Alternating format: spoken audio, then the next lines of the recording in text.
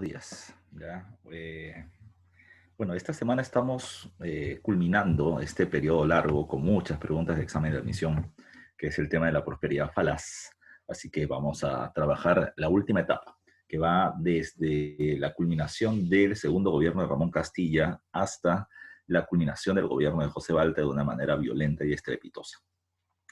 A ver, recordemos algunos conceptos básicos. Recuerden ustedes que la prosperidad falaz termina siendo el periodo de inmensos ingresos económicos que va a tener el Estado peruano por la venta del guano y que no van a terminar siendo utilizados de manera adecuada.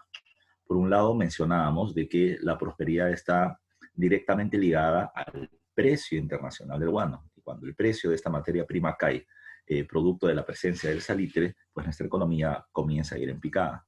Segundo, de que no hubo una redistribución adecuada de los ingresos, porque como les decía la vez pasada, los ricos se hacen más ricos y los pobres más pobres. Se genera, en el caso peruano, la llamada plutocracia peruana del guano. Empresarios ligados directa o indirectamente a la venta de este recurso que se van a terminar haciendo supermillonarios y van a comenzar a importar productos franceses, italianos, para terminar generando una diferenciación de estatus social con los sectores populares. Sectores populares que no estaban muy contentos, pero como siempre, la opinión pública va a terminar cambiando de acuerdo al contexto y de acuerdo a cómo se termina utilizando la prensa. ¿Por qué decía ello? Porque recuerden que en la última parte de la clase pasada les mencionaba que en el segundo gobierno de Ramón Castilla, los empresarios nacionales, ya bastante adinerados, quieren tomar el control del comercio del guano. Y van a hacer toda una campaña periodística a favor de los llamados hijos del Perú o los hijos de la patria, planteando precisamente que si el guano es peruano, pues las riquezas deberían ser para los peruanos. Y los sectores populares lo asumieron como que ellos también iban a terminar siendo los beneficiarios, cosa que nunca sucedió.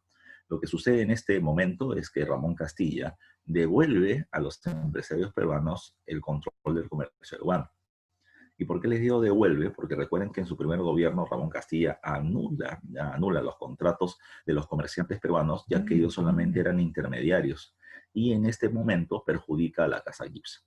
Este momento va a ser importante, porque es algo que no te comenté la vez pasada, porque la Casa Gibbs, digamos así, excluida del comercio peruano, se va a terminar retirando hacia Chile y comienza a buscar otros negocios y se alía con empresarios chilenos y poco a poco, viendo un nicho donde terminar invirtiendo, van a terminar viendo un recurso fuera de Chile que termina siendo el salitre, ¿ya? Que va a ser otro de los momentos importantes.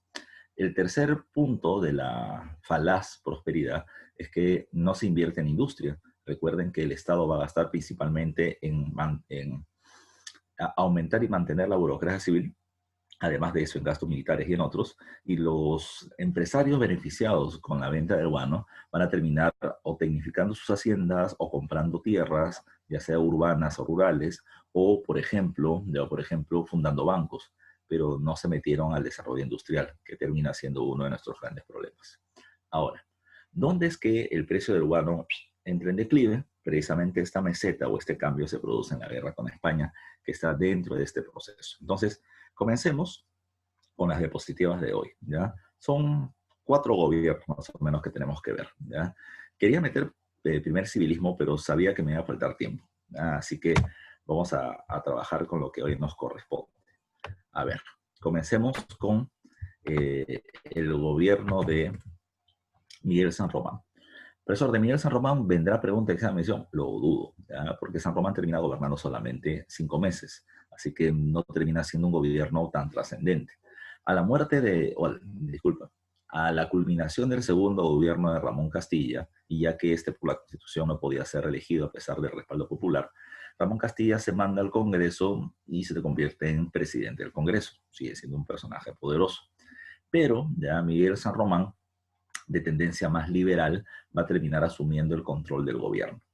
San Román durante su gobierno tiene algunas medidas que pueden ser destacables.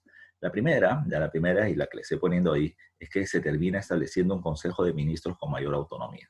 No digo que se cree el Consejo de Ministros, este ya se había creado durante el segundo gobierno de Castilla, ¿ya?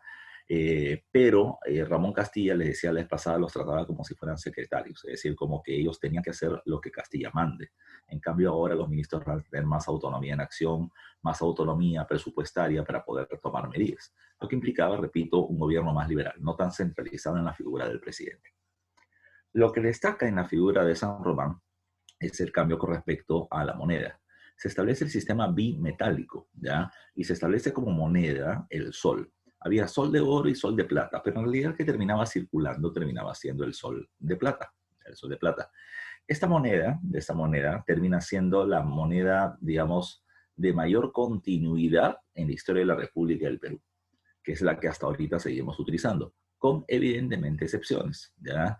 Recuerden que durante el gobierno de Nicolás de Piérola, por ejemplo, ante la República Aristocrática se establece la libra peruana de oro. Más adelante vamos a terminar teniendo el peso, más adelante vamos a tener el INTI o el nuevo sol. Ahora por denominación del Estado termina siendo nuevamente ya sol, ya no es nuevo sol, sino un sol. Y ese es el sol precisamente que establece en la época de San Román. La otra característica es que se establece el sistema métrico decimal de pesos y medidas. Esto tampoco es una novedad. Esto es algo que había nacido durante la época de la Revolución Francesa, con el objetivo de terminar estandarizando ya el control de pesos ya de los productos en el mercado y por lo tanto ya los precios de los mismos y además de eso el cobro de los impuestos. Profe, ¿qué tiene que ver esto con los pesos y las medidas? Te explico. Por ejemplo, eh, durante la época colonial hay una serie de formas de poder medir. Por ejemplo, nosotros utilizamos el metro, que se establece precisamente como forma universal de medición en la época de San Román. Pero antes de eso terminaban estando las pulgadas, estaban las cuartas, estaba el codo, estaba el andar de una mula, la bala de un cañón, y habían diferentes formas de medición. ¿Por qué San Román termina eliminando todas ellas y estandariza con el sistema métrico? Porque de esa manera se pueden terminar midiendo, por ejemplo, las propiedades, ¿ya? Y al medir las propiedades yo puedo terminar estableciendo un mejor catastro, puedo terminar cobrando, tiene un nombrecito cuando terminas cobrando por propiedad. Muchos de sus familias pagan esto por terminar teniendo derecho a propiedad en el distrito. Se me fue el nombrecito ahorita, ¿ya? Pero era una forma de poder estandarizar el sistema de tributación. Lo mismo terminaba haciendo con respecto al sistema comercial. Ahora se va a terminar teniendo el kilogramo como medida de peso sólido, pero además de eso los litros como forma de peso líquido. Así que todo esto va a terminar siendo establecido por parte del gobierno de San Román. ¿Qué sucede con el señor San Román? Se murió, ya muere de un paro cardíaco, nada más, no lo terminan asesinando, no hay golpe de Estado. El problema estuvo cuando fallece, que tampoco va a ser pregunta de examen de admisión. El primer vicepresidente de San Román termina siendo Juan Peset, ¿ya? Que es el que asume el gobierno y está acá a la mano izquierda, ¿ya? Pero este personaje estaba en los Estados Unidos. Juan Crisóstomo Torrico era el segundo vicepresidente y él asume el gobierno de manera momentánea. Cuando Peset se entera de la muerte de San Román, llega desde los Estados Unidos, hay toda una pelea política, ¿ya? Y Peset finalmente se impone como presidente de la República. Peset va a ser presidente entre 1863 y 1865. ¿Ya? Asume como vicepresidente a la muerte de San Román. Pero de Peset son pocas las cosas ya que pueden terminar siendo resonantes. ¿Ya? Lo que destaca de Peset terminan siendo los hechos ligados a el proceso previo a la guerra contra España. ¿Ya? O sea, todos los antecedentes al conflicto están ligados precisamente a este personaje. ¿Qué pasó? ¿Ya? ¿Qué pasó? ¿Por qué se va a terminar produciendo una guerra con España? Bueno, lo primero que hay que tomar en cuenta, ¿ya? Y es lo que se está poniendo por acá como causa, es el contexto internacional, que ya les venía mencionando la clase anterior. Recuerden que desde mediados del siglo XIX se viene viviendo la segunda revolución industrial. Y con la segunda revolución industrial hay una serie de países que se terminan tecnificando, que terminan desarrollando ciencia y que se industrializan. Ya no solamente es Inglaterra, en la competencia ahora también está Francia, Bélgica, Suecia, los Estados Unidos y demás países. ¿Qué es lo que genera ello? ¿Ya? Lo que genera es una competencia por mercados, pero sobre todo por mercados monopólicos, por lugares donde poder vender productos y solamente lo vendan estos países. Esta necesidad de mercados monopólicos le va a terminar dando vida al llamado imperialismo o neocolonialismo. ¿Por qué se habla de un neocolonialismo? Porque recuerden que en el siglo XV ya se había establecido el primer gran colonialismo con Portugal y España, y ahora viene la segunda etapa de ese colonialismo con las potencias industriales de la época, ¿ya? Les decía la vez pasada que hay un proceso de expansión, ¿ya?, europea imperialista. Por ejemplo, les comentaba que Francia invade México producto de una deuda que le tenía y no le quería pagar. Y que además de eso, Francia utiliza ese pretexto para terminar intentando frenar la expansión comercial y el poderío de los Estados Unidos, de norte a sur. De la misma manera, les mencioné la vez pasada que Inglaterra presiona a Ecuador para que le pague una deuda y como no tenía para pagar, entonces le pidió territorios y le entregó territorios suyos y nuestros y se produjo la guerra con el Ecuador. Lo otro que también les comentaba es que en Nicaragua o en El Salvador, empresarios norteamericanos quieren imponer una monarquía para establecer el cobro de una deuda que se les tiene y el gobierno peruano presiona a los Estados Unidos para que esto no se lleve a cabo. Entonces, tenemos en esa época una expansión, sobre todo europea, de carácter neocolonial o imperialista. Y esa es precisamente la España que va a llegar a nosotros. Una pregunta que debemos hacernos es, ¿España es una potencia industrial? La respuesta es no. Pero España quería hacerlo y para hacerlo necesita dinero. ¿De dónde pensó ya España que podía sacar el dinero? Ah, profe, ya entendí, para eso nos invade por el guano. La respuesta es no. El guano terminaba siendo un medio para poder conseguir otro objetivo. A ver, cuando se produce la paz de Utrecht, espero que alguien se acuerde de ese tratado. La paz de Utrecht se firma al culminar la llamada Guerra de Sucesión Española, en la que Francia e Inglaterra terminaron intentando imponer sus candidatos para el gobierno sobre el territorio español. Cuando se firma la paz de Utrecht, a Inglaterra se le ceden una gran cantidad de territorios. Se le ceden las islas de Mallorca y Menorca en España, el estrecho de Gibraltar, que terminaba siendo el paso entre el Mediterráneo y el Océano Atlántico. Se le cede también, por ejemplo, Jamaica y otras regiones más en el Caribe. Todas estas regiones, Inglaterra las fue devolviendo, a excepción, a excepción de Gibraltar. España sabía que por la posición estratégica que tenía Gibraltar y por lo tanto el cobro de aduanas por el paso por ese territorio, lo que España quería era controlar Gibraltar para terminar manteniendo el control del tráfico comercial en el Mediterráneo.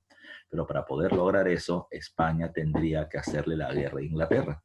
Y para ello necesitaba una gran cantidad de, o una gran fuerza naval, una gran armada, porque Inglaterra tenía la fuerza naval más poderosa del mundo. Entonces, ¿cómo poder financiar esa armada para hacer la bronca a Inglaterra y quitarle Gibraltar? La respuesta era el guano peruano. El guano peruano. Por eso es que la segunda causa ya, de esta invasión termina siendo que España busca, al intentar retomar el control sobre el territorio peruano, lo que busca es el guano para financiar una armada y recuperar Gibraltar. Así termina siendo el paso de este proceso. Ahora, ¿bajo qué argumentos España nos va a terminar invadiendo? Bueno, lo que va a terminar sucediendo es que para ese entonces, producto de este desarrollo industrial, pues muchos de estos países comienzan a buscar recursos naturales en otras partes del mundo y nacen las llamadas expediciones científicas.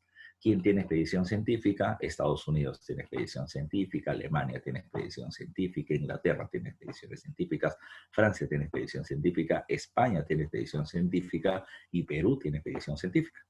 Por una embarcación llamada el Amazonas, el Perú comienza a ir hacia otras partes del mundo. ¿Por qué?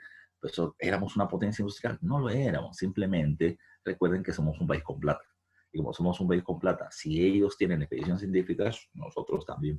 ¿Ya? Así que con nuestra expedición, nosotros éramos parte de una comunidad internacional que terminaba promoviendo el conocimiento y la ciencia y el descubrimiento de otras regiones, pero también terminábamos siendo colaboradores ya de otros países. España va a terminar pidiendo permiso para poder llegar con su expedición científica, para poder conocer los recursos que se tenían en la costa del territorio o del litoral peruano. Y el Perú, digamos, sin desconfiar, le terminó dando permiso a los españoles para que lleguen hacia nuestro territorio. Hasta ahí todo bonito. Pero cuando España llega, ya la expedición científica española toma el control de las Islas Chinch, que es donde se concentra la mayor cantidad de guano. y va a terminar argumentando que terminará tomando el control de estas islas hasta que se le pague la deuda inconclusa de la capitulación de Ayacucho. Pero recuerden esto, ya que está precisamente esto como pretexto. Recuerden que cuando se firma la capitulación de Ayacucho en 1824, el Perú se comprometió a pagar la indemnización por los gastos de guerra de la lucha de independencia. Y no los pagamos. Y por eso cuando hablamos de ese tema yo les mencioné de que esta es una bomba de tiempo. Es una bomba de tiempo que va a estallar más adelante y estalló en este momento. ¿Ya? Así que España, repito, toma el control de ello, pero también hay un segundo pretexto, menos importante en realidad, porque España no lo reclama como una forma de decir, bueno, también tengo otros reclamos más, ¿no? ¿Ya? Pero el principal es el tema de la capitulación de Ayacucho. ¿Cuál es el otro reclamo? Es el tema del incidente de Talambo, que varios de ustedes deben haber escuchado. Talambo es una hacienda trujillana que había terminado teniendo la llegada de varios españoles. Ese es un punto a tratar, que la vez pasada les comentaba. Recuerden que durante el gobierno de José Rufino Echenique no solo llegan austríacos o prusianos o alemanes a la selva central, sino que se genera una migración europea, ya una migración europea de diferentes colonias, vamos a decir así, de diferentes nacionalidades hacia el territorio peruano. Llegan alemanes, ya, o sea, germánicos en realidad, entre austriacos y prusianos. Llega mucho italiano, ya llegan franceses, llegan españoles, y entre este grupo de españoles se van a trabajar a la hacienda de Talambo. Los europeos, los españoles que llegan con algunos beneficios. Terminaban trabajando la mitad del tiempo, ya con relación a la población indígena, pero terminaban ganando el triple de salario. ¿Por qué? Porque ellos venían supuestamente con conocimientos técnicos de cómo terminar arando la tierra, para poder mejorar la producción agrícola. Por eso es que terminaban teniendo un trato especial. Pero también recuerden que se suponía que ellos iban a terminar enseñando a los trabajadores peruanos ese tipo de técnicas, cosa que nunca sucedió. Los españoles venían teniendo su propia colonia, ya echamos españoles, y no se juntaban con los peruanos. Y esto terminó generando pues un malestar. La población indígena se sentía explotada, excluida y sin beneficios en comparación a los españoles. ¿Ya? Y los españoles terminaban tratando de manera racista a la población indígena, hasta que esto se aburrieron, ¿ya? De la diferenciación que existía. Así que los indígenas agarraron a un grupo de españoles y los lincharon. Y en ese linchamiento muere un español. La muerte de este español es el llamado incidente de Talambo. Cuando se produce esto, el gobierno de José Rufino Echenique, ¿qué cosa fue lo que hizo? Le envía una carta diplomática al gobierno español, dando a conocer el incidente, dando a conocer la muerte de este español y pidiendo disculpas, diciendo además de que este era un hecho aislado. Es decir, no es que los peruanos odiemos a los españoles y busquemos su muerte. Ha sido una cuestión de casualidad, ¿ya? Y te pido la disculpa del caso. Y España termina aceptando las disculpas, ¿ya? Pero termina planteando de que si ha habido una familia afectada, pues debería llegarse a un acuerdo con ellos. Acá, ahí nomás quedó el acuerdo. Pero ahora España va a terminar mencionando de que esa familia nunca fue indemnizada. Y como no fue indemnizada, entonces un segundo pretexto para tomar la silla de chincha era que no se indemnizó a esa familia y se les tiene que pagar 1 millón de pesos de plata, que es un montón de dinero, ¿ya? Ahora, ¿qué sucede cuando esto pasó? No te olvides, el presidente termina siendo PSET, ¿ya? Y como el presidente termina siendo PSET, entonces habría que tomar en cuenta qué hizo el presidente durante ese entonces. Bueno, lo primero que se terminó buscando, ¿ya? Era evitar un conflicto. ¿Por qué? Porque el conflicto, si bien el Perú venía teniendo una fuerza armada que se había ido adquiriendo en el paso del tiempo, no veníamos teniendo una gran fuerza naval. Y además de eso, una guerra iba a terminar implicando muchos costos, tanto económicos como de vida. Así que se quiso evitar el conflicto desde el principio. Por eso es que el presidente Peset buscó negociar. Pero en las negociaciones, España va a terminar teniendo una postura, pues algo fuera de lo normal, ¿ya? ¿Qué cosa nos terminó planteando España? Que si queremos negociar con ellos, entonces se tiene que terminar permitiendo que se negocie con tenía su nombre, el personaje este, se me fue el nombrecito, el título de representante español. Mm, se me fue la palabrita. Se me fue. se termina, o se tenía que negociar, ya se tenía que negociar con el representante de la corona española, a ver si me ayuda por ahí. Ahí le están poniendo el comisario regio. Muy bien, gracias. El comisario regio. El comisario regio ya termina siendo, no un comisario, ay, qué bonito que regio. No, el comisario regio termina siendo el comisario del rey en sus reinos, ¿ya? Es decir, es el que va a terminar poniendo la autoridad del rey en sus dominios.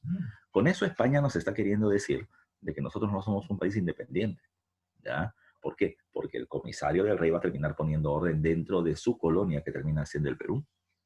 ¿Y bajo qué argumento terminaban poniéndose los españoles? Que como no le hemos pagado la deuda de la capitulación de Ayacucho, entonces el reconocimiento de España todavía no se ha terminado estableciendo legalmente, porque todavía no han terminado pagando la indemnización a los peruanos. Además, se planteaba por parte de España que este comisario regio iba a terminar negociando con el gobierno peruano en Palacio de Gobierno, ¿ya? Y al cual se le tenía que sacar la bandera peruana y poner la bandera española, si es que quieren conversar conmigo. Uy, ¿para qué dijo eso? ¿Ya?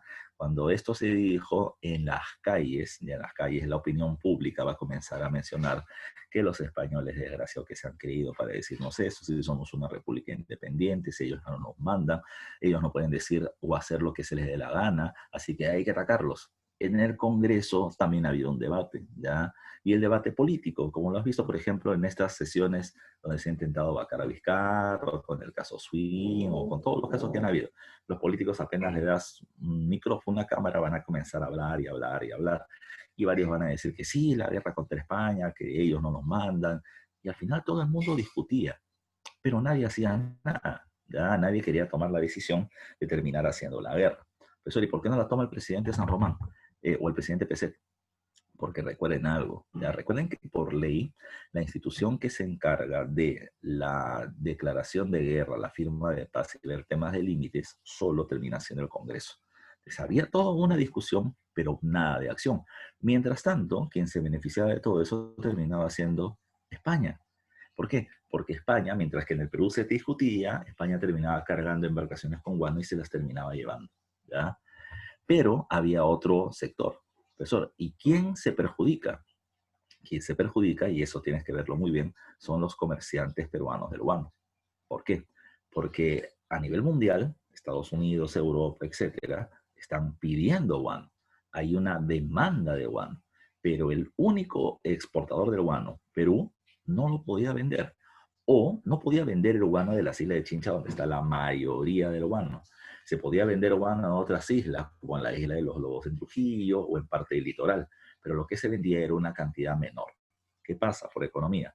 La demanda es grande, la oferta es poca. ¿Qué pasa con el precio del guano? ¿Sube o baja? ¿Ya? No se olviden, ¿no? La demanda es muy grande, ¿ya? Y la oferta termina siendo muy poquita. Muchos quieren un producto que es reducido. ¿Qué pasa con el precio del guano? ¿Sube o baja? ¿Ya? Dice acá, el precio sube, termina diciendo Urco. ¿Ya? Sube, dice Aldair. Sube, dice Samuel. Entonces, sube, lo que va a suceder es que sube.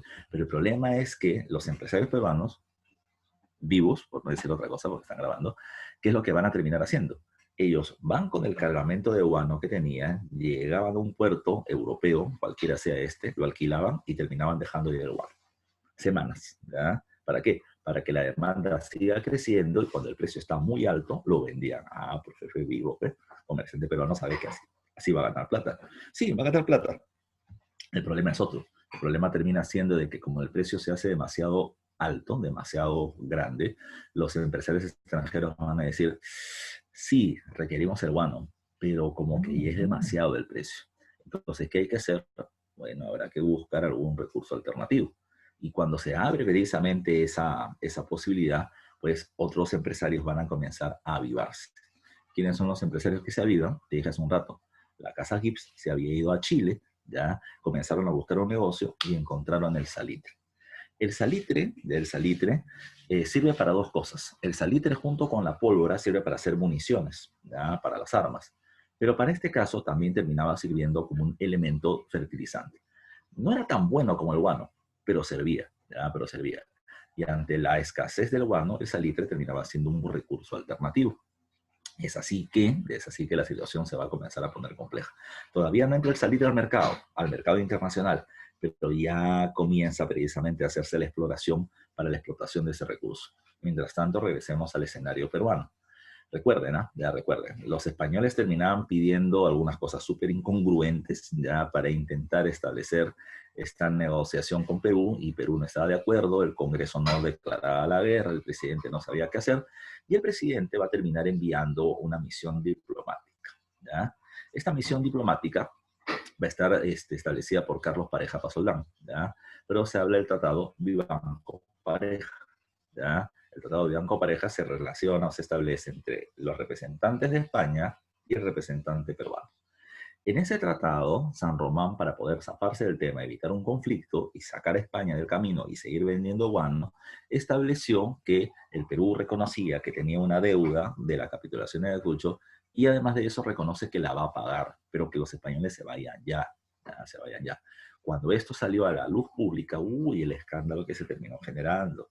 La gente va a terminar diciendo, no, San Román es un sí, San Román, PSED es un vendepatria, PSED no termina defendiendo el territorio peruano, nosotros ya no somos una colonia de España, así que por lo tanto, se hizo toda una reducción de la imagen del presidente PSED. ¿Qué es lo que va a terminar pasando? Este tratado va a ser llamado como el Tratado de la Vergüenza. La gente, de manera general, estaba rechazando esa situación. Aprovechando la crisis de la imagen del presidente PSED, desde Arequipa se va a terminar produciendo un golpe de Estado militar. En realidad hubieron varios intentos, varios levantamientos militares. Castilla desde el Congreso termina criticando a PSED por su debilidad, y PSED vota a Castilla del Perú, por citar un ejemplo, ¿ya? Y hubieron varios levantamientos militares, pero el que terminó teniendo finalmente éxito fue el de Mariano Ignacio Prado desde Arequipa, ¿ya? Este golpe de Estado va a terminar sacando a un impopular PC, y la gente no terminó reclamando. Es más, para afirmar su liderazgo, Mariano Ignacio Prado le declara directamente la guerra a España, ¿ya? Cuando este llega al gobierno, ¿ya?, y le declara la guerra a España, se va a terminar estableciendo unas redes diplomáticas rápidamente, formando la llamada Cuádruple Alianza. La Cuádruple Alianza estaba conformada por los países del Océano Pacífico Sur, ¿ya?, en América del Sur, que supuestamente eran amenazados en su soberanía por la invasión española. Y esos terminan siendo Ecuador, Perú, Bolivia, que aún tenía mar, y Chile. ¿Ya? Y Chile. Ahora, de estos cuatro, y por eso le estoy poniendo así en la diapositiva, de estos cuatro, el único que realmente va a terminar peleando con el Perú contra los españoles va a terminar siendo Chile. Y les voy a explicar por qué.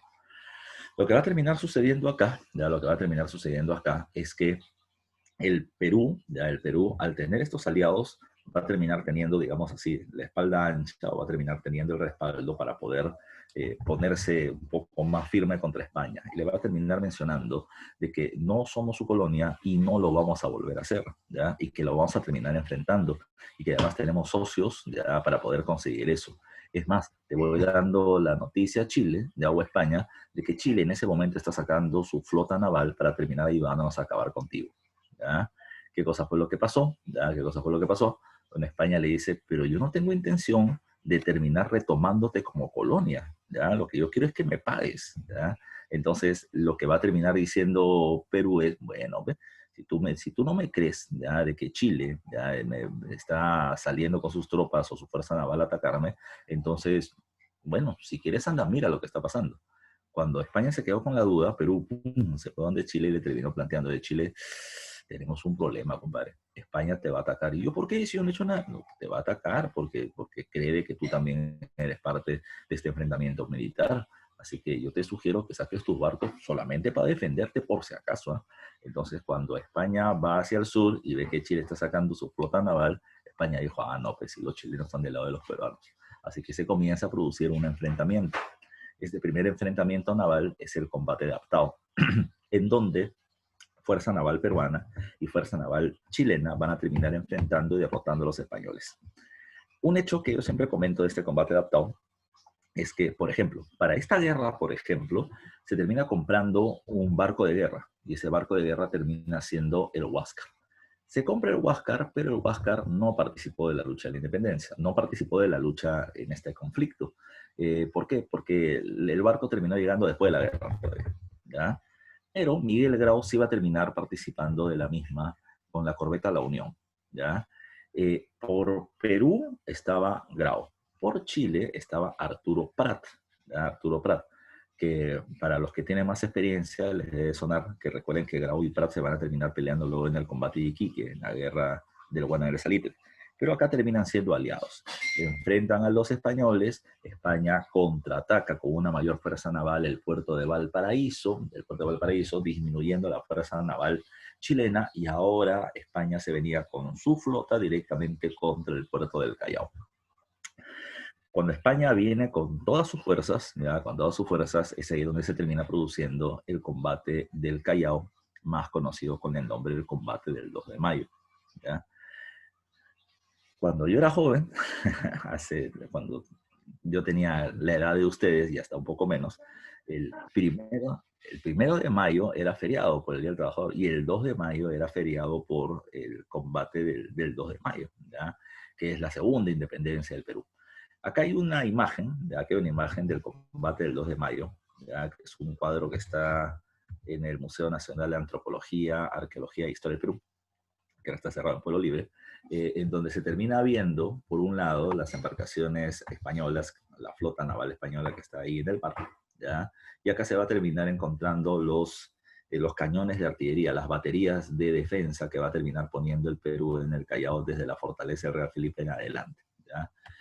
Caso importante de este proceso termina siendo este personaje que está acá, ¿ya? Este personaje que está acá. ¿Ya? No este hermoso personaje que está acá abajo, sino este que está acá al costado, que termina siendo José Gálvez Egusquiza.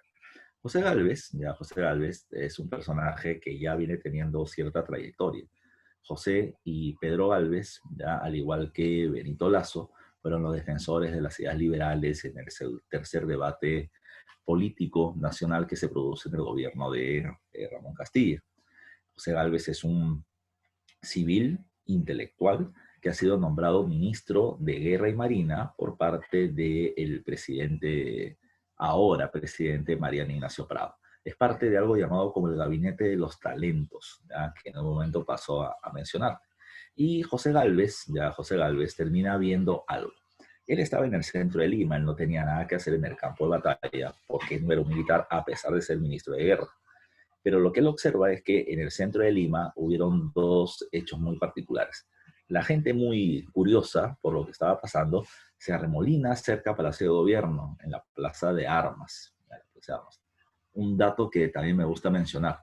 Recuerden que la plaza central, que está frente a Palacio, frente a la municipalidad, frente a la catedral, se le conoce con el nombre de Plaza Mayor, aunque también se le conoce con el nombre de Plaza de Armas dependiendo de la época. Cuando hay guerra, Plaza de Armas. Cuando hay paz, Plaza Mayor. Plaza Mayor. Entonces, la gente se reúne, ya la gente se une en la Plaza de Armas a preguntarse qué es lo que está pasando en el Callao. Otros curiosos o más curiosos se subían al Cerro San Cristóbal y del Cerro San Cristóbal se termina viendo lo que está sucediendo. Bueno, se ve humo y barcos, ¿no? A lo lejos, chiquitito, pero la gente está curioseando. Entonces, lo que va a terminar planteando en un discurso el ministro Gálvez es decirle a la gente que de qué le sirve a la población estarse preguntando si lo que requería en este momento el gobierno peruano era gente de obra y de acción. Y si quieren hacer algo, lo mejor que pueden hacer es ir hacia el Callao y apoyar a la defensa de la costa. Pues bueno, la gente se fue con Gálvez hacia el Callao, le terminaron planteando a los oficiales qué cosa hacer, así que se van a comenzar a poner esto de acá. Si tú te das cuenta, ya vamos a ponerlo acá con el láser. Si te das cuenta acá, ya tienes cañones. Tienes un par de cañones que están protegidos por una suerte de muro de piedra, ¿ya? Eso termina siendo una batería, así se le llama, ¿ya? De defensa militar. De lo que se le pidió a Gálvez y a la gente que vino con él es que terminen construyendo este tipo de fortificaciones. La gente lo comenzó a hacer, pero mientras estaban haciendo esto, se produce el bombardeo. Y en el bombardeo muere José Gálvez. No se sabe qué sucedió. Algunos mencionan que fue parte de una bala de cañón que terminaron tirando los españoles que hizo que estos cañones se exploten y Gálvez muere ahí. Otros dicen de que estos cañones que no eran los más modernos, terminaron explotando y dentro de esa explosión de la batería muere José Gálvez. No importa qué haya sucedido, José Gálvez es considerado como uno de los pocos civiles que es parte del martirologio, es parte de estos héroes que terminaron dando la vida en nuestras luchas. Finalmente, se logra resistir el ataque español, ¿ya? Y estos terminan reconociendo que no van a poder tomar el Callao y se retiran. ¿Ok? Con esto se acabó la guerra, que duró entre diciembre del año 65 hasta mayo del año 66. Así que, por lo tanto, el Perú había logrado vencer a España, se había terminado logrando la segunda independencia del Perú, como se le va a terminar considerando, se van a terminar haciendo fiestas y marchas públicas. Aquellos que participaron en la guerra se les conoce como los beneméritos de la patria o los grandes héroes de la defensa del territorio, celebraciones por doquier. Pero hay una cuestión que tomar en cuenta. Hubieron un montón de heridos durante este conflicto y este montón de heridos no terminaban teniendo un seguro ni un lugar donde poder ser tratados. ¿Ya? Ese dato es importante por algo que se va a hacer o va a ser utilizado políticamente luego. La otra cuestión que debe tomar en cuenta es que la consecuencia más grave de este periodo es lo que les comentaba hace un rato. Por si acaso, Mariano Ignacio Prado dio un golpe de Estado, pero su golpe de Estado no era una casualidad. Ya habían pasado casi año y medio desde que los españoles venían teniendo el control de las islas de Chincha y ya se estaba viendo precisamente la presencia del salitre en el mercado internacional y la caída del precio del guano. Los consignatarios peruanos del guano necesitaban un hombre de acción y Peset no lo era, por eso es que respaldan a Prado.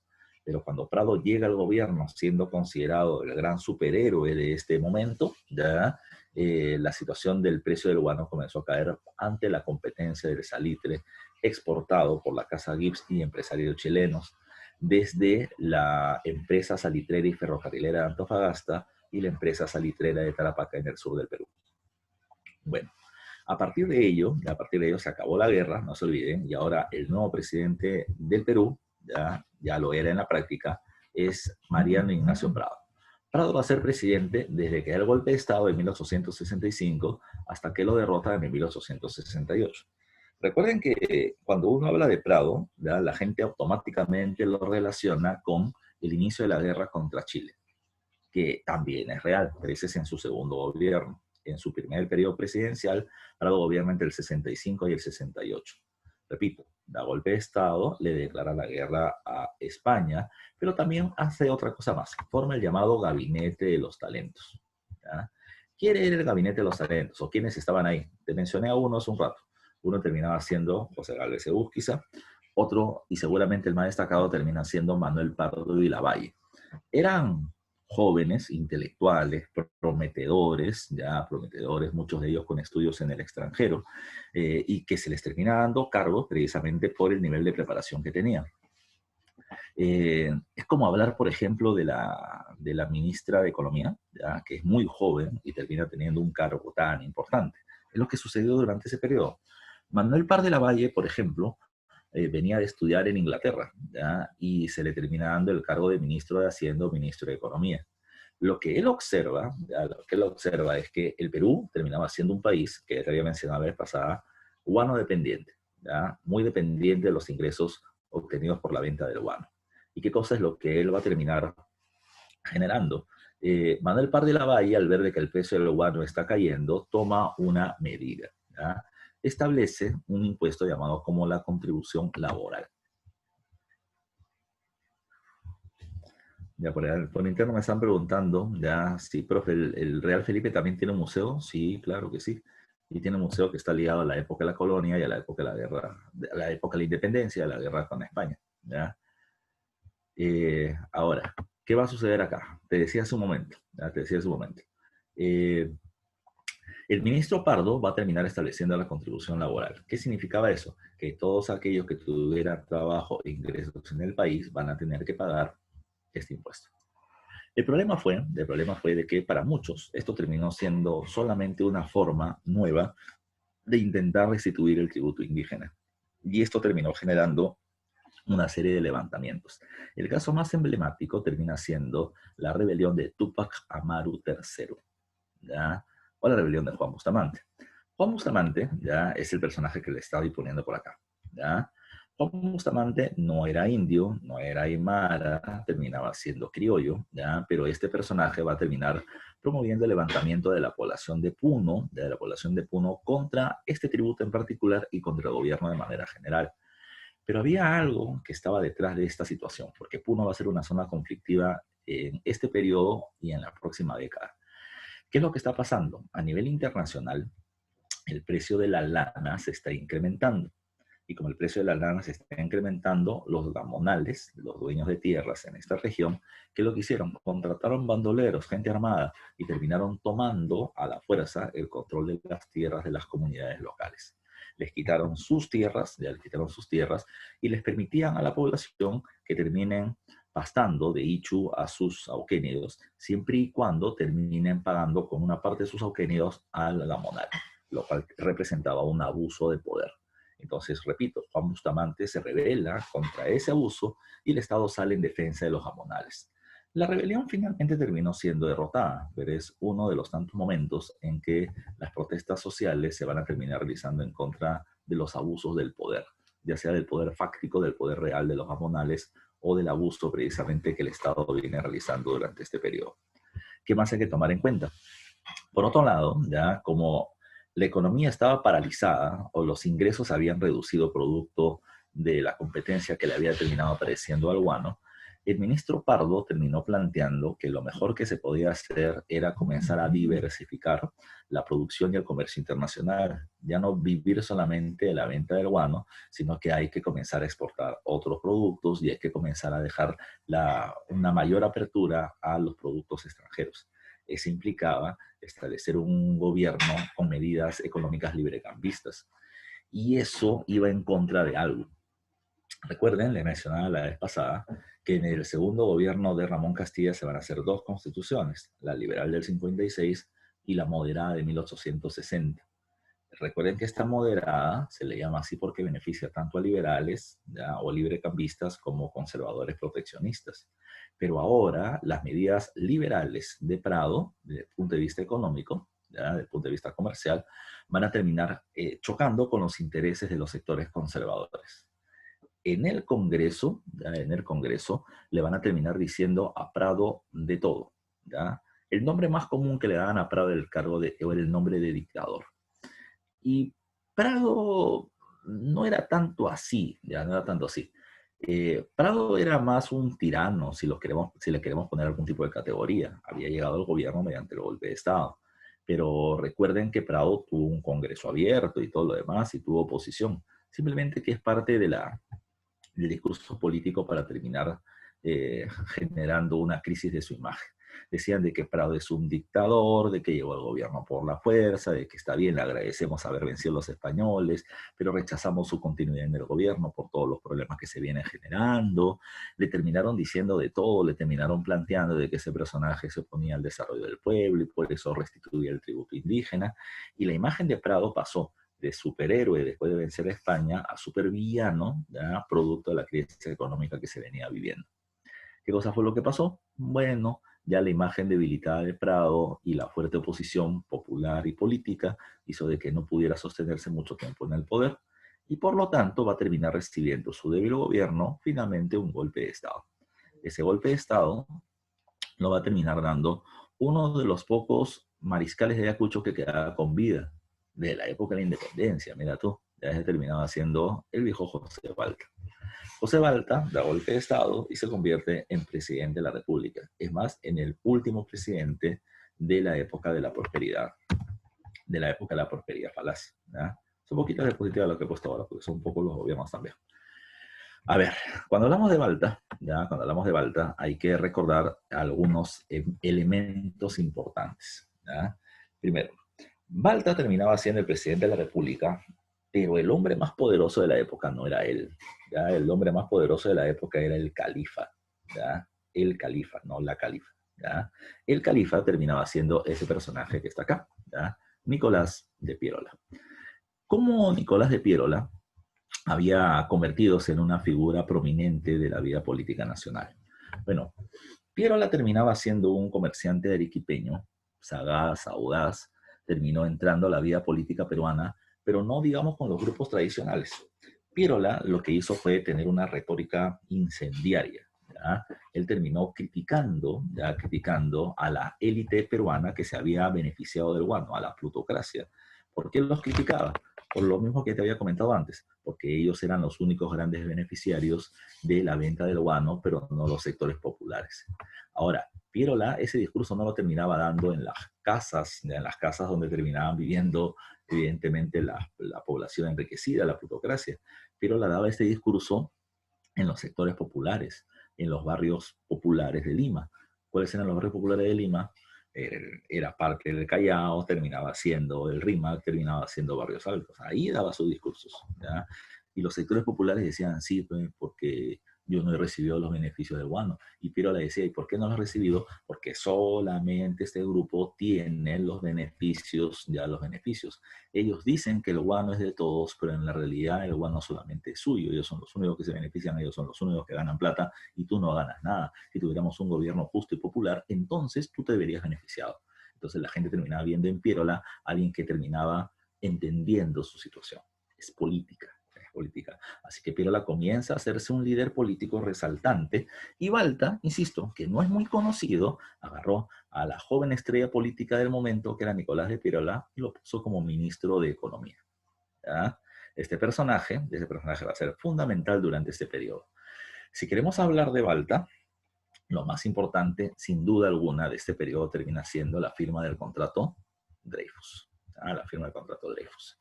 Entonces vamos a ver qué pasó con los Dreyfus. Insisto en algo que te comenté hace un rato. Primer gobierno de Castilla, recuerden que los empresarios que terminaban vendiendo el guano a nivel internacional teóricamente eran los empresarios peruanos, ellos eran los que tenían los contratos. Pero recuerda que ellos solamente eran pantalla. Ellos tenían el contrato, compraban el guano del Perú a un precio fijo y que lo que hacían, le terminaban dando el guano a los empresarios extranjeros, que eran los que en realidad vendían y hacían todo el proceso del negocio. ¿Qué hace Ramón Castilla? Excluye a los comerciantes peruanos y firma el contrato con la Casa Gibbs, el gran contrato de consignación con la Casa Gibbs. Para su segundo periodo presidencial, ante la presión de los hijos del Perú, lo que hace Ramón Castilla es anular el contrato Gibbs y terminar pasando nuevamente el comercio del guano a los empresarios nacionales. Y esta plutocracia es la que es criticada por parte de Nicolás de Pierola. Nicolás de Pierola tiene, como todos los políticos, tiene contactos, ya ha tejido sus redes antes de poder llegar al poder. Y Pierola ha terminado entrando en contacto con una poderosa casa comercial francesa de origen judía, que es la casa comercial de Augusto Dreyfus. Y Dreyfus le termina haciendo una propuesta ya a Nicolás de Pierola y al gobierno peruano. Yo pago totalmente la deuda externa del Perú, ya, la deuda externa del Perú, pero me entregan a mí y solo a mí la venta del guano. Precisamente el comercio guanero cambia de sistema de consignación a sistema monopólico, a un solo vendedor. Y Pierola va a terminar siendo el propulsor de ello. Pierola, repito, tiene el respaldo del presidente y Pierola tiene el respaldo de la calle. ¿Ya? Cuando Pierola plantea el contrato de Dreyfus, termina planteando acabar con la plutocracia que concentra la riqueza para ellos y beneficiar al pueblo, eliminar la deuda externa y reiniciar la economía peruana. Entonces la gente le va a terminar dando un gran respaldo y se va a terminar firmando el contrato Dreyfus. Lógicamente, ya habrá que tomar en cuenta los pros y los contras de la firma de este contrato. La primera característica ya te la mencioné. Hay un solo vendedor y a eso se le conoce con el nombre del sistema de venta de monopolio, ¿ya? Que establece desde 1869 hasta 1876. Ya en esos 7 años vamos a tener el monopolio. Ya en la época de Pardo, como lo veremos en la próxima clase, se va a terminar estableciendo el contrato Rafael, una segunda empresa que entra a la venta del guano, que al mismo precio de antes, pero se rompe el monopolio nuevamente, ¿ya? Otra cuestión importante a tomar en cuenta, ¿qué beneficios terminaba dando el contrato Dreyfus? El gran beneficio terminaba siendo que ellos iban a pagar la deuda externa. Te dije la vez pasada, a pesar de los grandes ingresos de la venta del guano, ¿ya? La deuda externa peruana seguía creciendo. ¿Ya? ¿Por qué? Porque el Perú pedía o necesitaba liquidez ya, inmediata, grandes cantidades de dinero para poder hacer obras. Y el Perú era un buen sujeto de crédito, le decía la vez pasada. ¿Por qué? Porque gracias al buen precio del guano, entonces nadie discutía en el exterior de que el Perú pueda pagarlo. Pero insisto, como el precio del guano ha caído, entonces ya comenzamos a tener problemas de dinero. ¿Qué más nos ofrece la Casa Dreyfus? Nos termina ofreciendo, ¿ya? Además del pago de nuestra deuda externa, nos termina ofreciendo cuotas anuales por la venta de nuestro guano. Y además nos termina planteando de que si el Perú tuviese problemas económicos, puede terminar pidiendo adelantado, evidentemente con una tasa de interés, los pagos que se van a terminar haciendo a futuro. Yo siempre menciono que con la firma del contrato Dreyfus al Perú se le apareció la Virgen. ¿Por qué? Porque lo que nos ofrecía la Casa Dreyfus terminaba siendo unas cifras astronómicas ligadas precisamente a un precio del guano, pero de época donde el precio del guano era alto y ya no lo era. La Casa Dreyfus tenía la esperanza, ya tenía la esperanza de que al concentrar ellos el precio del guano podían precisamente elevar su precio, pero no entendían que el salitre ya había entrado acá y no había forma de retroceder. Así que se nos hizo muchas promesas: eliminar la deuda, pagarnos precisamente cuotas anuales, pagarnos adelantos de dinero y demás. Así que teníamos mucha plata, ¿ya? Por lo menos en teoría. La pregunta es ahora, ya la pregunta es ahora, y eso fue pregunta de examen de admisión también. Primera pregunta de examen de admisión: ¿cuál era el gran beneficio de la firma del contrato de Dreyfus? Que ellos pagarían nuestra deuda externa. Segunda pregunta de examen de admisión: ¿qué se hizo con el dinero? ¿Ya? Entonces ahí se le está poniendo. Estos altos ingresos que se terminaron obteniendo producto de la venta del guano van a terminar siendo utilizados principalmente, ¿ya? Principalmente para la compra de ferro bien, en general. Pregunta esa misión, la respuesta era para obras públicas, por eso lo estoy poniendo ahí. ¿Qué cosa implica el tema de las obras públicas? Las obras públicas implicaron varios puntos. Primero está el caso del derrumbe de la muralla de Lima. La muralla de Lima, y por eso era llamado el Cercado de Lima, Lima estaba amurallada para poder ser protegida supuestamente del ataque de piratas y corsarios que atacaban por el Callao, por el río Rímac y todo lo demás. Pero también era una forma de poder generar una diferencia entre el sector blanco de Lima y los sectores populares de negros en el Rímac e indios en Barrios Altos. Pero ahora, ¿qué sucedía? Lima estaba hacinada, ¿ya? Lima estaba ya llena de gente. Y lo que se tenía que hacer era romper esos límites, ¿ya?, de la ciudad, destruyendo la muralla para ampliar el casco urbano de la ciudad. Por eso es que se comenzó a crecer hacia Breña, por ejemplo. ¿Dónde estaba parte de la muralla de Lima? Para que la entiendas, una parte terminaba siendo la avenida Grau, ya era parte de la muralla. La avenida Alfonso Ugarte era la otra parte de la muralla. En el Agustino había precisamente una parte de la muralla también por donde está el cementerio Presbítero Maestro, ¿ya?, que es la única parte de la muralla de Lima que queda en pie. Pero fue parte de esta situación, producto de la expansión de la ciudad o del crecimiento del casco urbano, se destruye la muralla, una forma de modernización de Lima. La otra forma de modernización de Lima, que me gusta decir, es la forma en la que se va a terminar intentando planificar su crecimiento. Eh, Bajo conceptos de arquitectura urbanística francesa, una ciudad debería ser como un cuerpo vivo, ¿ya?, un cuerpo orgánico vivo. Entonces tenía que haber un lugar donde estuviera la cabeza, ¿ya?, los pensantes, el gobierno. Entonces, recuerda que eso lo tienes entre Palacio de Gobierno, el Congreso, ¿ya?, que están muy cerca, ya termina siendo la cabeza. Por otro lado está el corazón, que terminan siendo los cuarteles, como el cuartel de Barbones, por ejemplo, ¿ya? Por otro lado estaban los sectores donde están la mano de obra productora, los barrios populares: Breña, Callao, Rima, Barrios Altos. Y luego terminas teniendo los pulmones, y eso es lo que le faltaba a Lima. Le faltaba pulmones y arterias. Entonces, ¿cuáles eran los pulmones? Como no había un gran parque, ya, entonces se va a terminar construyendo el parque donde está el Museo de Arte de Lima, ¿ya? Que termina siendo el Parque de Lima, así se le terminó llamando. El Parque de Lima terminaba siendo una zona con árboles y vegetación y construcciones, en donde los sectores altos, no tú, que ahora te vas a cazar Pokémones allá, ¿ya?, no tú, sino los sectores de la élite de Lima se iban a pasear, ¿ya?, a este lugar, como una forma de distracción, pero era el gran pulmón. ¿Y qué cosas eran las arterias, profe? Bueno, se necesitaban lugares donde se pudiera tener tránsito. No hay carros todavía, pero sí hay carrozas y hay caballos. Entonces se van a terminar estableciendo las bases de lo que vendría a ser más adelante la Plaza Bolognesi, por ejemplo, ¿ya?, que es un óvalo. Esa idea de óvalo para poder tener salida a varias calles termina siendo parte de ese concepto, una arteria que desarticule, ¿no?, que termine facilitando el avance de un lugar a otro, que ahora tiene mucho tráfico. Pero esa era la idea ya que se va a comenzar a construir. Por otro lado, también, le decía hace un rato, Una de las cosas que le criticaban muy fuertemente a Prado es que Prado había sido el gran héroe de la guerra contra España, pero las personas que habían terminado cayendo heridas ya durante el conflicto no tuvieron un lugar donde terminar curándose. ¿Ya? Así que se terminó construyendo por parte del gobierno de José Balta un hospital para los héroes de la guerra contra España, que es el Hospital 2 de Mayo, ¿ya? Que lo tienes también entre el Lima y el Agustín. Por otro lado, ya por otro lado, se va a terminar haciendo un último gasto absurdo, que a mí me encanta decir esto, que es el puente Balta. El puente Balta lo termina haciendo Eiffel. Eiffel, el mismo arquitecto que va a terminar haciendo la Torre Eiffel, ya famosísima en Francia, terminó haciendo una serie de trabajos y diseños en América del Sur. En Brasil, en Argentina, tiene precisamente algunas construcciones. Y como estaba por acá, y Eiffel era muy conocido y el Perú tenía plata, le dijimos, bueno, hazte algo de acero con lo que tú trabajas acá también en Lima. Así que se va a terminar haciendo el puente Eiffel o el puente Balta, que está cuando tú te bajas por la vía Evitamiento en Hacho, pues, como para ir donde se compran libros en Amazonas, ya ese puentecito hecho de acero también es construido durante la época del gobierno de Balta.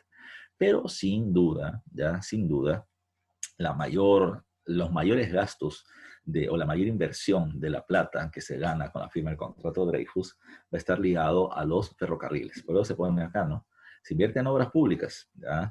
Destrucción de la muralla, hospitales, construcción del Parque de Lima, pero sobre todo, ¿ya? En los ferrocarriles. Esto fue una pregunta de la UNI que a mí me gustó mucho y siempre la repito. ¿Ya? La UNI terminó preguntando qué personajes están ligados al desarrollo, ¿ya? Al desarrollo de las vías ferroviarias en el Perú. Bueno, Castilla durante sus gobiernos hizo ferrocarriles, en su primero el Lima Callao y en el segundo el Lima Chorrillos, pero que no terminan siendo tan trascendentes. ¿Ya? Echenique hace el Tangarica, ya un poquito más importante por el puerto de Arica, pero la gran obra ferroviaria se va a producir durante el gobierno de Balta. Tres personajes ligados a eso. Primero el presidente va porque es el que va a tomar la decisión política de que se invierta en ello. Pero la decisión política nace de una idea. Y la idea no es de Piérola ni de Balta. La idea era del alcalde de Lima. Y el alcalde de Lima era ni más ni menos que el ex ministro de Hacienda o Economía, Manuel Pardo y Lavalle.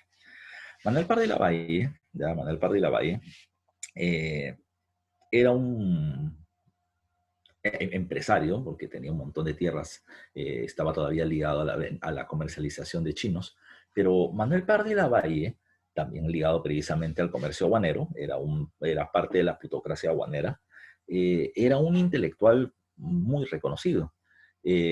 Además de eso, los que lo conocían mencionaban de que Manuel Pardo terminaba siendo muy, ¿cuál sería la palabra exacta? Muy convincente.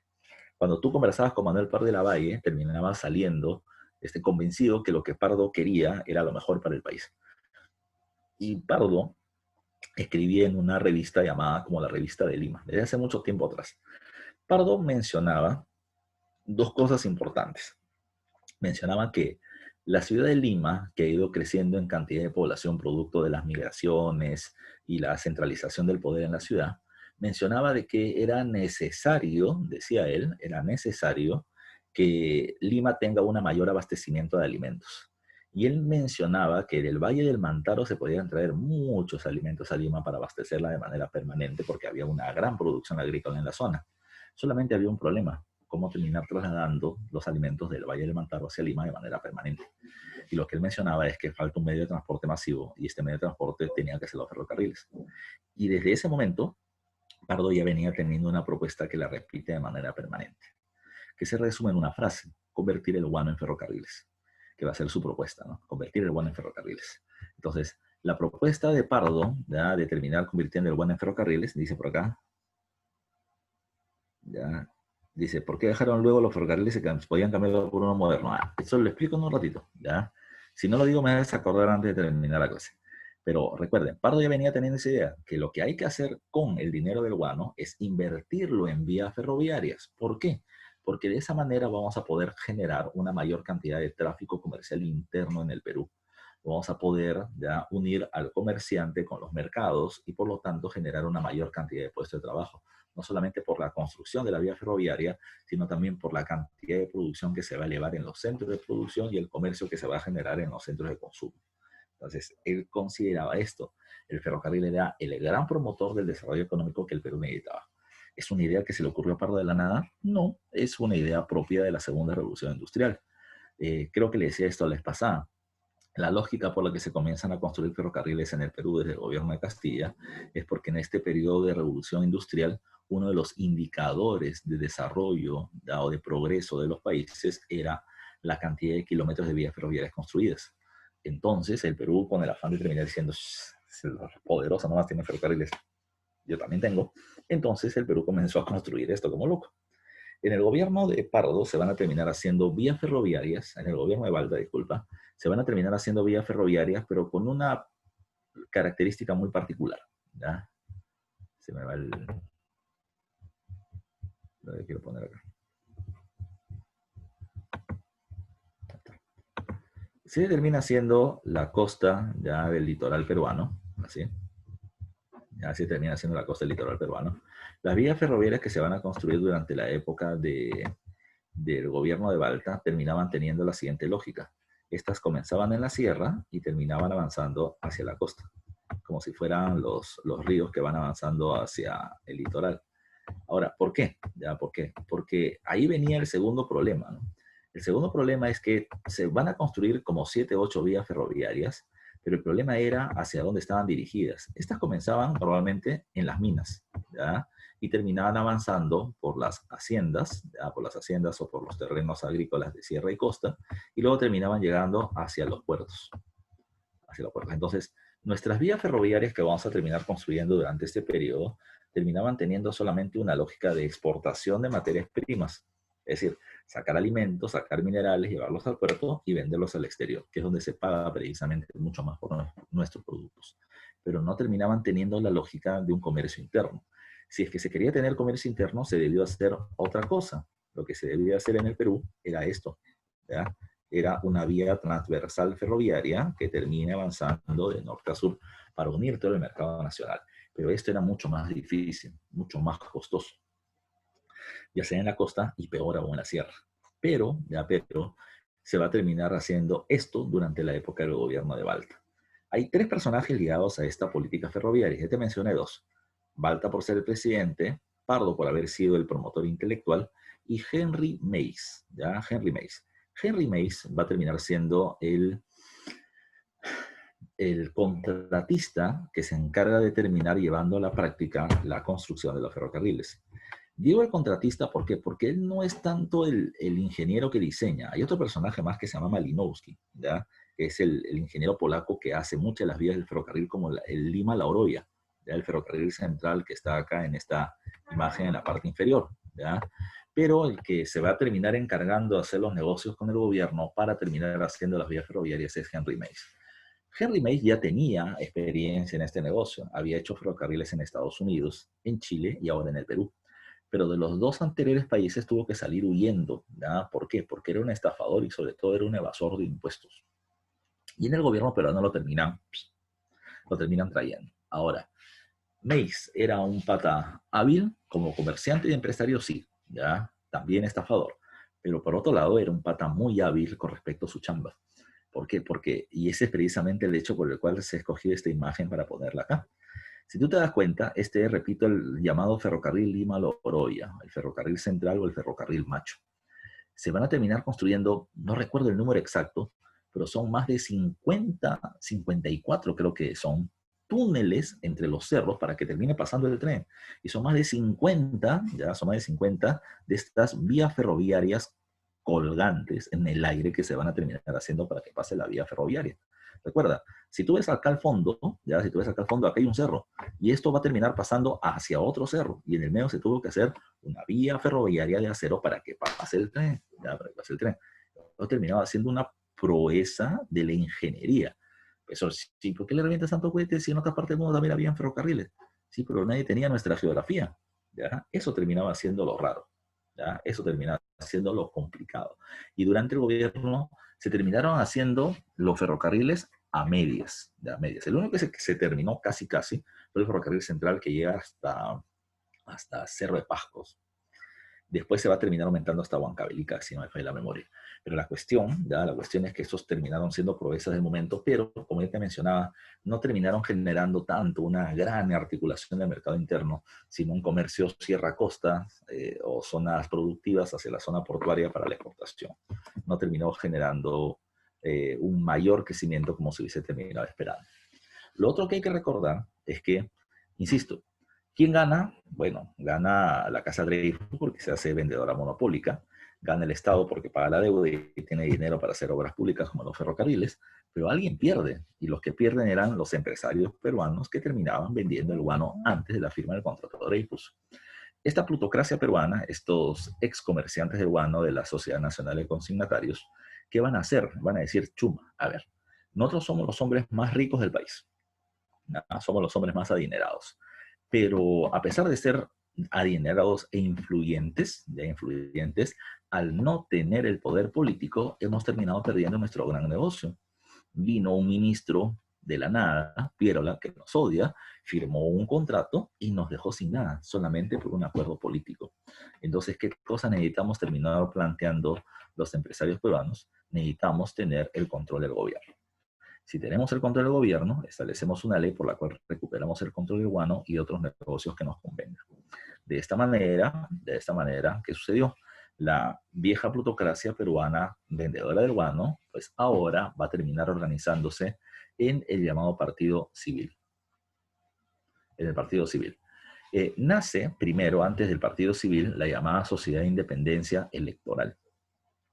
La Sociedad de Independencia Electoral fue una suerte, ya fue una suerte de pre-partido civil, fue una suerte de encuestadora para no quemarse. ¿Y por qué lo digo así? Porque recuerden que desde 1827 los que gobiernan el país son los militares. Y este grupo de empresarios civiles no quería lanzarse contra los militares a la piscina sin saber qué tan profunda termina siendo este en agua.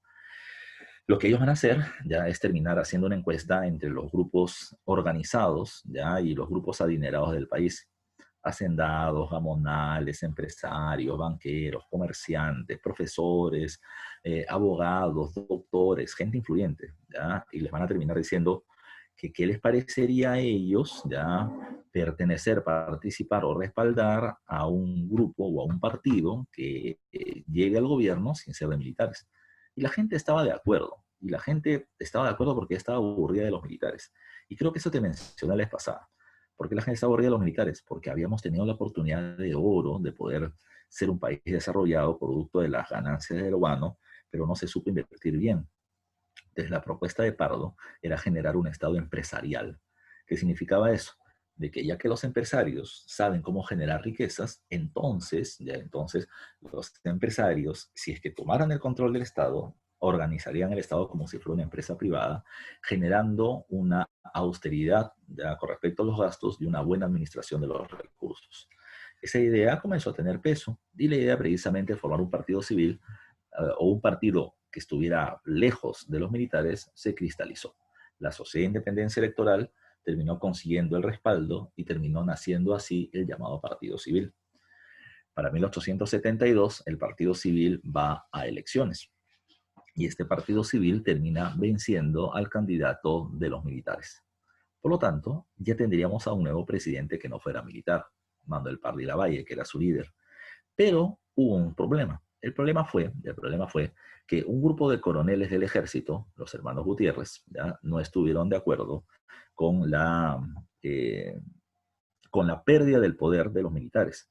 No estaban de acuerdo con que un no militar, Pardo, tome el control del gobierno y se rompa este monopolio de 45 años de dominio del ejército.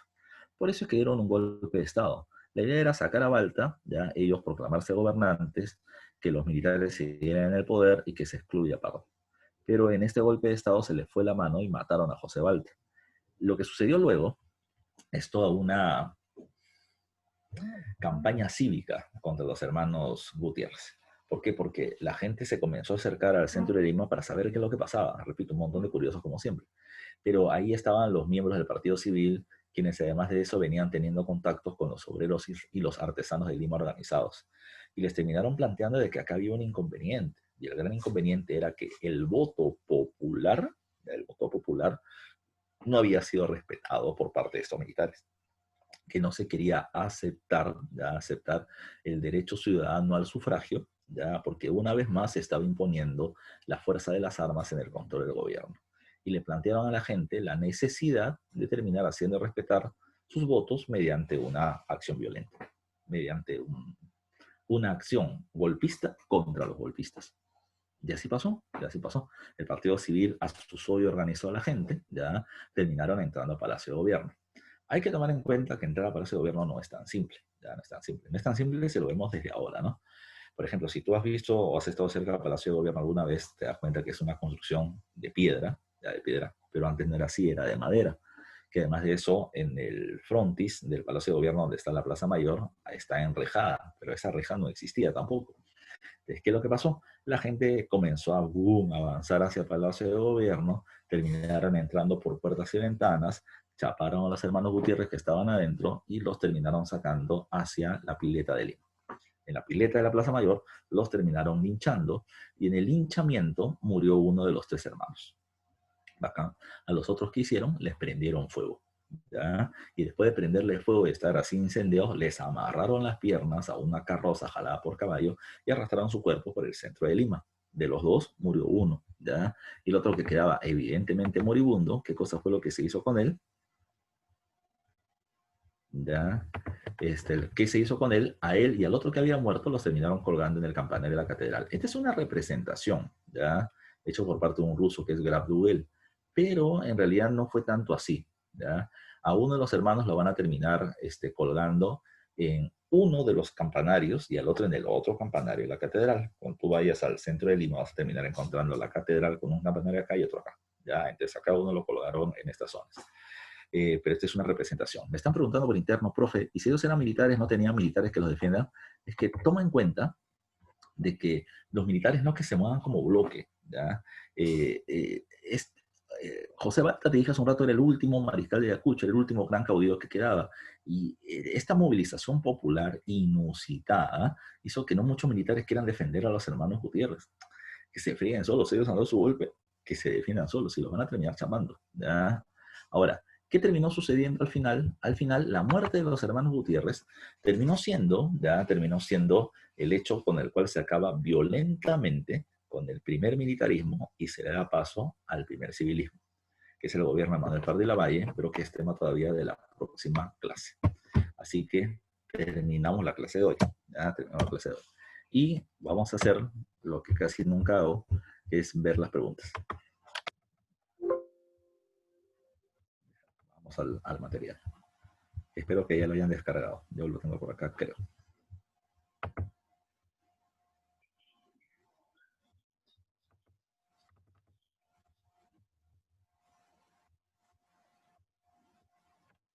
Ahí, acá se le fue el digitador una palabrita, una letrita. A ver, no se emocionan con las preguntas. Dice, prosperidad falaza, no es falaza, es falaz. ¿Ya? A ver, dice, señala la alternativa correcta respecto al gobierno de Miguel San Román. Uno, estableció el sol como moneda en reemplazo del peso, verdadero. ¿Ya? Entonces, la B no puede ser, porque tiene que ir uno de todas maneras. Dice, dos, implantó el sistema métrico decimal de precio de medida, verdadero. Entonces puede ser la A o la D, porque tiene que haber dos. ¿Ya? De la tercera depende, ¿se dio la ley de consolidación de la deuda interna? No, esa es de la época de José Rufino Echenique. Y la 4 me dice, el Consejo de Ministros tuvo más autonomía, es correcto. Entonces la clave es la D de dedo, ¿ya? Como están diciendo por interno. Pregunta número 2 dice, señala la alternativa correcta respecto a los hechos realizados durante el gobierno de PC. Estableció la creación de una constitución favoreciendo el libre comercio. Con PC no hay nueva constitución. Ya la 1 no es. Dice, ¿lideró la revolución liberal en contra del corrupto gobierno de Echenique? No, eso lo hace Ramón Castilla, entonces tampoco es él. Tercero, ¿se firmó el Tratado de Banco Pareja con España? Sí, el Tratado de la Vergüenza. Cuarto, ¿llegó el gobierno producto de la muerte del presidente de San Román? Sí, ya como vicepresidente. Así que la clave es 3 y 4, C de casa. Pregunta 3, respecto a las causas que generaron la guerra contra España, marque verdadero o falso según corresponda. Las causas, ¿eh? Las causas. Dice, ¿España buscaba apoderarse del guano de las islas del sur de Perú? Sí, esa terminaba siendo una causa económica fundamental. Dice, 2, interés de la corona española por recuperar el control de los antiguos colonias en Sudamérica. Sí, era parte era una parte controversial ya, de los intereses de la corona española, pero que querían tomar el control del guano, sí. Y para muchos, ya, para muchos miembros del gobierno era necesario tomar o recuperar el control del Perú. Tengo el Perú, tengo el guano. ¿Ya? Si solamente voy por el precio de lo que me pagan en la capitalización de Cucho, es poco el dinero, tengo que ir por el Perú. Entonces, eso también es correcto. Verdadero, verdadero. La tercera me dice, la muerte de un ciudadano español en Lambayeque fue el incidente de la hacienda de Talambo. Sí, eso termina siendo lo que sucede, pero la pregunta me habla por las causas, es decir, por las condiciones reales que van a terminar generando la guerra, no por el pretexto. Esto es un pretexto, ¿ya? Y dice, el fracaso de la expedición científica y el rechazo comisario Regio, Salazar y Mazarredo. Eso termina siendo otro pretexto. Ah, ¿no quieres negociar conmigo? Entonces no te doy tus islas. Ese es un pretexto, porque al fin y al cabo el interés terminaba siendo el guano y el territorio. Así que la clave es la A. ¿Ya? 3, avión. 4, dice, en relación al combate del Callao, ya desarrollado el 2 de mayo del 66, es incorrecto, me están pidiendo lo falso. La derrota española se logró por el apoyo militar de Chile al Perú. ¿Ya? ¿Qué dices tú? La derrota española se logró por el apoyo militar de Chile al Perú. En el combate del Callao no. En el combate de Adaptado sí, pero en el combate del Callao no. ¿Y se generó el retiro definitivo de la escuadra española? Sí. ¿Se desarrolló durante el gobierno de María Ignacio Prado? Verdadero. ¿Participó la población civil que fue organizada por Gálvez? Verdadero. ¿Ya? La clave es la A. Porque, repito, en el combate del 2 de mayo, Chile no participa. Pregunta número 5. En relación al debate doctrinario desarrollado durante el primer gobierno de María Ignacio Prado, marque verdadero o falso según corresponda. Dice 1. Se desarrolló la rebelión de Juan Bustamante. Ah, pero me dice debate. Ah, habría que ver un poquito más la pregunta. ¿Ya? Se desarrolló la rebelión de Juan Bustamante en la región sur del Perú. Eso sí es correcto, pero habría que ver si está ligado en relación al debate que se produce. Ya vamos a dejar un ratito de esa alternativa ahí. Estableció la creación del Gabinete de los Talentos de la Victoria, ¿ya? Y esto sí termina siendo verdadero. Recuerden que el Gabinete de los Talentos, como te decía hace un rato, terminaba siendo el grupo de jóvenes intelectuales que venían de estudiar en extranjero y se volvieron ministros. Entonces, la segunda sí es correcta. Se promovió la creación de la Constitución del año 67 de corta duración por su posición liberal y opuesta a los conservadores. Eso también es verdadero. Entonces, tenemos la segunda y la tercera es verdadero. La cuarta me dice, la revolución de Arequipa puso fin al gobierno de Mariano Ignacio Prado. Al contrario, la revolución desde Arequipa es lo que le da paso al gobierno de Mariano Ignacio Prado contra Pesete. Así que es verdadero, verdadero, falso al final. Entonces acá la clave termina siendo la D de dedo. La primera es correcta, aunque no está tanto ligado al debate doctrinario. Creo que la mejor forma de enunciado debió ser que durante el gobierno de Mariano Ignacio Prado se terminó generando un gran debate doctrinario político, y en ese contexto, ¿qué pasó? Y en ese contexto se va a terminar produciendo verdadero, verdadero, verdadero, falso. ¿Ya? La alternativa de dedo. A ver, pregunta número 6 dice, pregunta examen de admisión. Uno de los objetivos de la firma del contrato Dreyfus fue, del contrato Dreyfus fue, objetivos de la firma, dice, cancelar la deuda interna y externa. B, financiar la manumisión de esclavos. No tiene nada que ver con los Dreyfus porque ya se había hecho la manumisión o la abolición de la esclavitud con Ramón Castilla en su segundo gobierno. Acabar con la contribución indígena. No era ese el objetivo. Solucionar el déficit presupuestal, o sea, la falta de dinero. ¿Ya? ¿Cuál termina siendo clave en este proceso? Bueno, lo que le faltaba al Perú era plata. ¿Ya? Lo que le faltaba al Perú era plata. La idea era cancelar la deuda, ¿ya? Cancelar la deuda externa, externa, y poder recibir financiamiento. Entonces, mejor clave es la D. No tiene nada que ver con la deuda interna, ya la firma del contrato de Dreyfus, por eso es que la alternativa A termina siendo dejada de lado. ¿No? Sí, la D de dedo. Pregunta número 7. Ya, vamos a la pregunta número 7.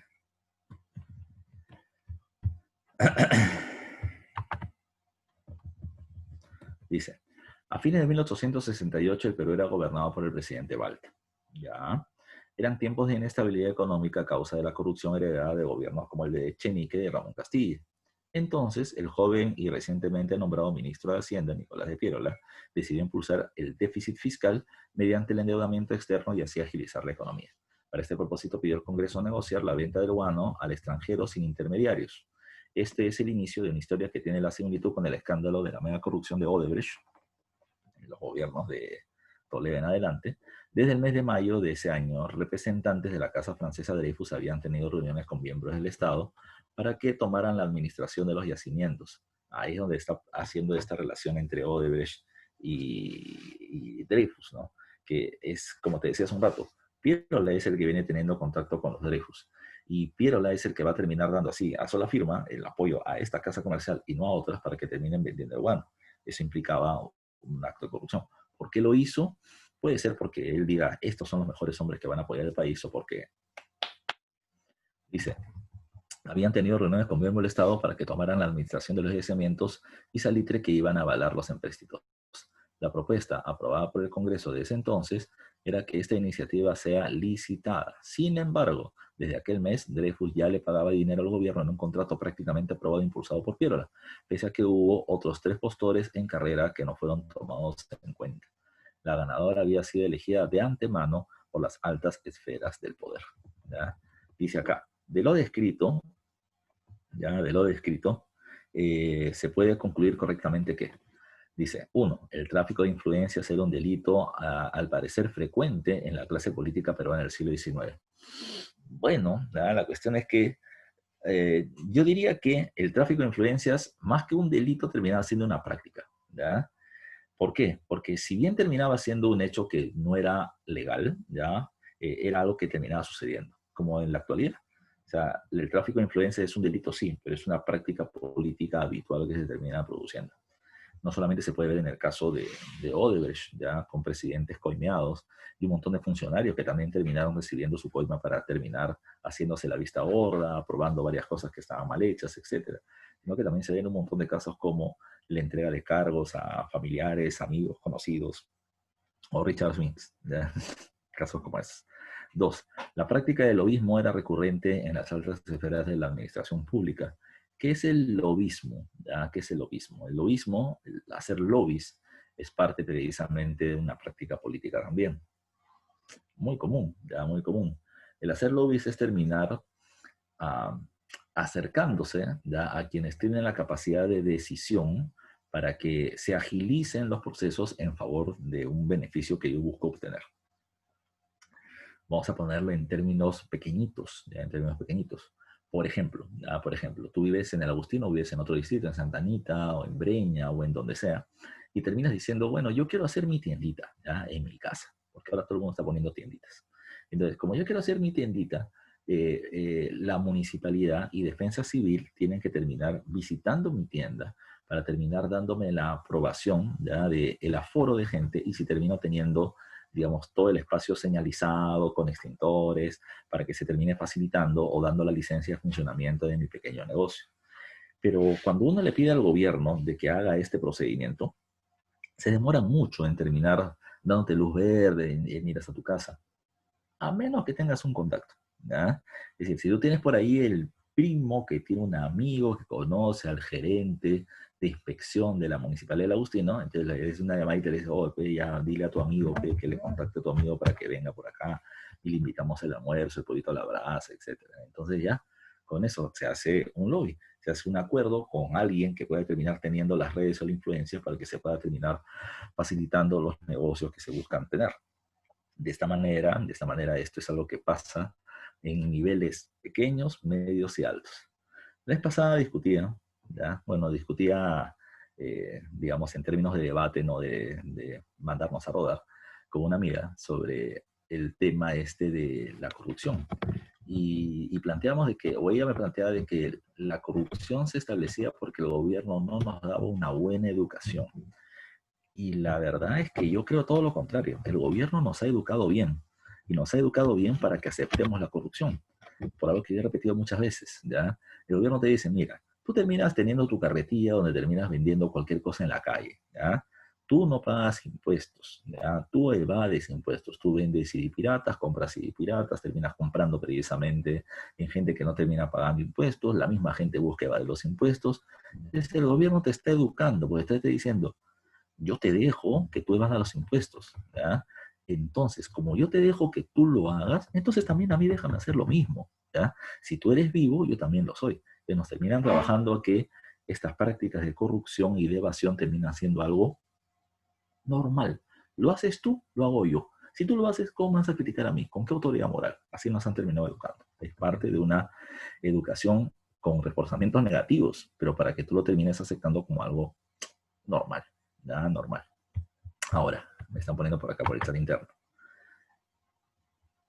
No importa si es buena o mal, te han educado así, ¿ya? Es lo que me está planteando por interno Torres, ¿ya? Repito, yo no estoy diciendo de que esté bien, te estoy diciendo que así nos han educado, ¿ya? Así nos han educado, para que uno acepte lo malo como normal, ¿ya? Y si yo hago lo malo y es normal, entonces, ¿cómo le voy a criticar al otro, al gobierno? Tú robas 5, él roba 100, pero tú también robas, yo te dejo robar, ¿ya? Entonces tú, cuando veas mi robo, cállate, ¿ya? Esa es la forma en la que nos han terminado educando, ¿ya? Entonces, no estoy diciendo que sea la correcta, te estoy diciendo que así nos han educado para que lo terminemos aceptando como normal, ¿ya? La primera y la segunda eran correctas, me dice. 3, producto de este acto de corrupción, Piero Levalta fueron procesados penalmente. No, estamos en el Perú. La rareza es que comenzaron a procesar personajes desde la época de Fujimori en adelante. No entiendo la palabra reglejo. No sé qué es la palabra reglejo. Ah, es el reflejo, de decir, ¿no? Reflejo. ¿Ya? El gobierno es el reflejo de nuestra sociedad. Sí, ya sí, es más, el gobierno nos crea así, ya nos crea así, para que nosotros seamos como ellos, ya. Entonces hay que terminar cambiando esos hábitos, definitivamente. Yo no estoy planteando que eso sea normal o correcto, estoy planteando que así nos han normalizado en nuestra educación para que consideremos lo negativo como normal, ¿ya? Eso es a lo que me refiero, pero hay que evitar esa normalización. Pregunta número 8 me dice, indique qué obra pública no corresponde al gobierno de Balta. Dice, inicia la construcción del Hospital Los de Mayo, si lo es. Puente Balta también lo es. Construcción de la muralla de Lima, no. Derribe la muralla de Lima. ¿Ya? Entonces, ¿cuál no es? Solo 3, de dedo. Pregunta 9, la estación Desamparados forma parte del ferrocarril central que se inauguró en 1870. La obra vial estuvo a cargo del ingeniero Malinowski y del contratista Meis. En el año 93 el ferrocarril llegó hasta La Oroya y en 1904 se extendió a Cerro de Pasco y en el 8 hasta Huancayo. Finalmente en el 26 se extiende hasta Huancavelica. Se va a tener varias etapas de construcción. El tramo del ferrocarril entre Ticlo y Morococha es considerado el segundo punto más alto de ferrocarriles en el mundo y fue una obra de gran envergadura. Dice acá, me pasé. Fue una obra de gran envergadura con 61 puentes y 65. Yo dije 50 y tantos, no eran 60 y tantos. Túneles en total. Su construcción supuso el trabajo de alrededor de 10.000 hombres y un montón de muertos por la verruga andina que comenzó a surgir en ese momento. Respecto a los inicios de las obras ferroviarias, mencionada, es correcto señalar que, dice, tuvo como objetivo fomentar la exportación de minerales y dinamizar el comercio interno del Perú. Sí, porque principalmente iba desde las minas hacia las costas, como te decía, para la venta. Dinamizar el comercio interno, sí, pero solamente por donde pase la vía del ferrocarril, no a nivel nacional. Entonces, la primera sí es correcta. ¿Su construcción fue financiada por capitales estadounidenses? No. Fue financiada por plata del gobierno, por inversión pública. Y esta plata venía de la venta del guano con los derechos, pero no es estadounidense. ¿Representó la primera obra ferroviaria en Sudamérica? No, la primera obra ferroviaria en Sudamérica es la Lima-Callao. Así que la clave es B, solo uno. Y la última dice, al final del gobierno de Balta se produjo la rebelión de los hermanos Gutiérrez con el propósito de, dice, mantener el control del gobierno en manos del ejército peruano. La idea era que no entre un civil, esa debe ser la clave. Retirar del gobierno de José Balta para promover la llegada de Manuel Pardo. No, la idea era evitar que Pardo llegue. Defender los intereses aliteros chilenos no tiene nada que ver. Defender los intereses económicos de la Casa Dreyfus tampoco. Así que la mejor clave es la A de avión. Bueno, muchachos, me pasé 3 minutitos. Lo dejamos acá. La siguiente semana tenemos que ver primer civilismo y la guerra con Chile, por lo menos la primera parte. ¿Ya? En la 7, ¿cuál es? Me están preguntando. A ver, en la 7. Creo que di clave. A ver. En la 7 la pregunta era 1 y 2. Ya 1 y 2. La 3 no tiene nada que ver. No los procesan a Piero Laneabalta. Ya 1 y 2. Clave de dedo. Ya muchachos. Ya nos vemos la siguiente semana. Entonces sigan estudiando, sigan practicando. Los que van a postular a San Marcos la siguiente semana, a darle con duro que ya queda poquito. ¿Ya? Nos vemos. Cuídense mucho.